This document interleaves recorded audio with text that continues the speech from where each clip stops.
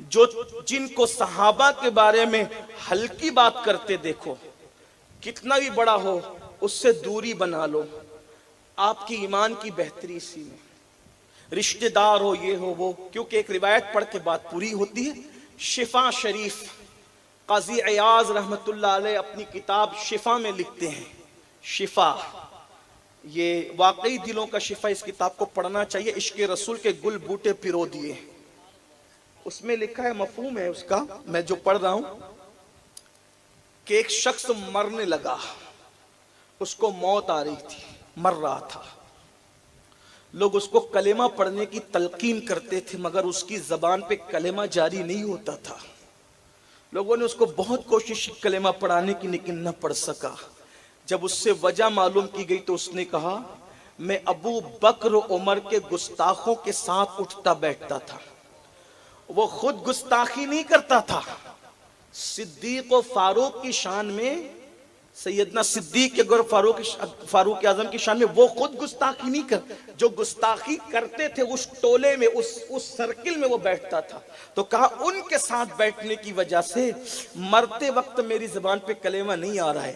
اب آپ مجھے بتائیں، جو گستاخوں کے ساتھ بیٹھے صحابہ کے، مرتے وقت اس کی زبان پہ کلمہ نہ آئے، تو جو خود گستاخیاں کرے، منہ بو بھر گالیاں دے، صحابہ کو ہلکی باتیں کہے، صحابہ کے بارے میں، اہل البیت کے بارے میں ہلکی باتیں کرے، وہ مرتے وقت ظالم کیسے کلمہ پڑے گا؟ مرنا سب کو ہے، اللہ کو منہ دکھانا ہے، اس لیے اپنی اوقات میں رہیں، ہم اپنی حیثیت میں۔ یار جن کے ایمان پہ خاتمے کی کوئی گارنٹی نہیں ہے، وہ حساب لیں گے صحابہ کا، وہ حساب لیں گے اولیاء اللہ کا، وہ حساب لیں گے اہل البیت کا، وہ باتیں کریں گے۔ میرے بھائی جو جیم اور زا میں فرق نہیں کر پانے مخرج کے اندر، وہ صحابہ کو گالیاں دے رہے ہیں۔ یہ دور آ گیا ہے، اس لیے میری گزارش ہے، مسلک یہی ہے، تیرے غلاموں کا نقش قدم ہے راہ خدا، تیرے غلاموں کا نقش قدم ہے راہ خدا، وہ کیا بہک سکے جو یہ سراغ لے کے چلے۔ اگر کوئی ظالم آ کر کہتا ہے کہ میں صحابہ کا بڑا عاشق ہوں اس لیے میں علی کو پسند نہیں کرتا، تو ذرا اس سے پوچھنا، کیا غوث پاک عاشق نہ تھے صحابہ کے؟ غریب نواز عاشق نہ تھے؟ پھر یہ علی پاک کو کیوں پکارتے تھے؟ صابر پاک کیوں پکارتے تھے؟ بتاؤ۔ اور اگر کوئی کہتا ہے نہیں میں اہل بیت کا عاشق ہوں اس لیے صحابہ کا ذکر نہیں کرنا چاہتا، تو ان سے پوچھو کیا غوث پاک اور غریب نواز کو اہل بیت کی محبت نہ تھی؟ انہوں نے کبھی صحابہ کے لیے ہلکے جملے کہے؟ نہیں کہے۔ جب انہوں نے نہیں کہے تو ہم کیوں کہیں؟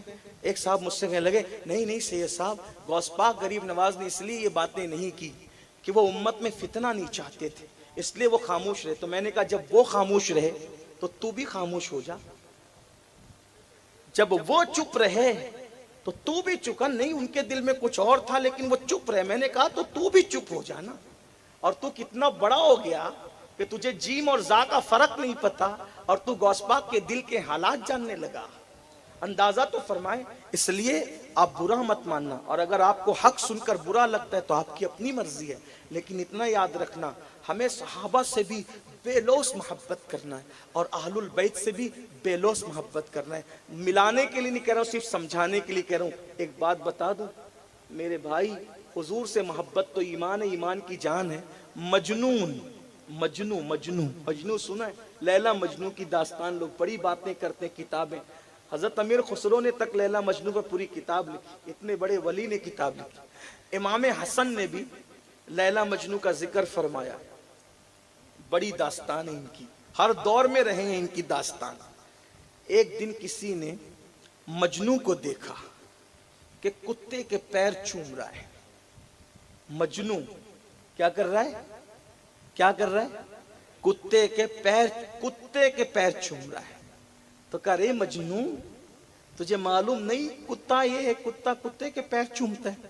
کہا میں کتا نہیں دیکھ رہا ہوں، یہ کتا میری لیلا کی گلی میں آتا جاتا ہے، تو جس کا تعلق میری لیلا کی گلی سے ہو، پھر میں جانور نہیں دیکھتا، پھر میں تو یہ دیکھ رہا ہوں کہ حق ہے اس کا کہ میں اس کو چوما کروں، کیونکہ یہ نہیں دیکھا جائے گا، نسبت لیلا دیکھی جائے گی۔ ظالموں، جب لیلا کی نسبت سے کتے معزز ہو جاتے ہیں تو جس نبی کا کلمہ پڑا ہے اس نبی کی محبت سے اصحاب رسول محبوب نہیں ہو سکتے؟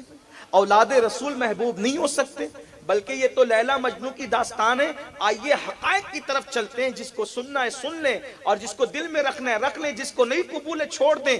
میر عبد الواحد بلگرامی رحمت اللہ علیہ فرماتے ہیں, حضرت نظام الدین اولیاء محبوب الہی رضی اللہ تبارک و تعالی عنہ بار بار اٹھتے ہیں بیٹھتے ہیں, اٹھتے ہیں بیٹھتے ہیں, اٹھتے ہیں بیٹھتے ہیں.